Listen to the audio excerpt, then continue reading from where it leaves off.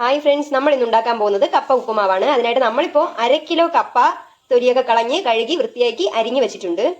വെള്ളം ഒഴിച്ച് ഇത് നല്ലപോലെ വേവിച്ചെടുത്തിട്ട് വരണം. ഇനി അടച്ചു വെച്ച് വേവിക്കാം.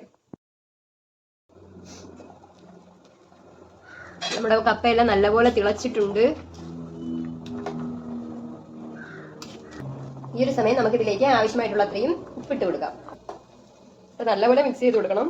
അടച്ചു വെക്കാം. നമ്മുടെ കപ്പ നല്ലപോലെ വെന്ത് കിട്ടണം. ഇനി നമ്മുടെ കപ്പ ഇപ്പോൾ നല്ലപോലെ വെന്തിട്ടുണ്ട്.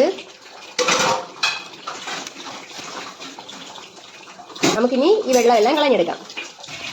അപ്പോൾ ഇതിലെ വെള്ളമെല്ലാം നമ്മളെടുത്ത് കളഞ്ഞു കഴിഞ്ഞു. ഇനി നമുക്ക് നല്ലപോലെ പൊടിച്ചെടുക്കണം.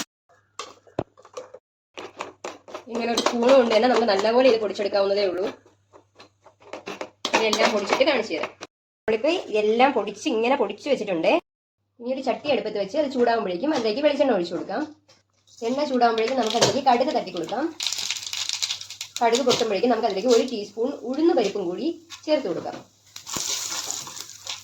ഉഴുന്നൊക്കെ ചുമന്ന് വരുമ്പോഴേക്കും നമുക്ക് അതിലേക്ക് വറ്റൽമുളകും കൂടി ചേർത്ത് കൊടുക്കാം. ഇനി കുറച്ച് കറിവേപ്പിലയും കൂടി ചേർത്ത് കൊടുക്കാം.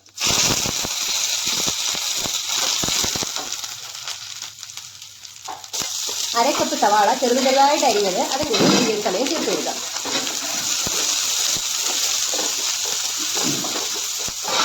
സവാള ഒന്ന് ചെറുതായിട്ട് വഴന്നു തുടങ്ങുമ്പോഴേക്കും അതിലേക്ക് ഇഞ്ചി ചേർത്ത് കൊടുക്കാം. 1 ടീസ്പൂൺ ഇഞ്ചിയും 1 ടീസ്പൂൺ പച്ചമുളകും ചെറുതായിട്ട് അരിഞ്ഞ് വെച്ചിട്ടുണ്ട്. അതും കൂടി നമുക്ക് ചേർത്ത് കൊടുക്കാം.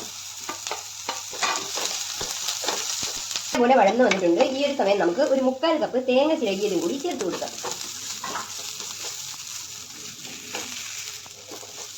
ഈ ഒരു സമയം നമ്മൾ പൊടിച്ചു വെച്ച നമ്മുടെ കപ്പയും കൂടി ചേർത്ത് കൊടുക്കാം. നമ്മൾ പൊടിച്ചതിന് ശേഷം നോക്കിയപ്പം 2 കപ്പ് കപ്പയാണ് നമ്മുടെ കയ്യിലുള്ളത്.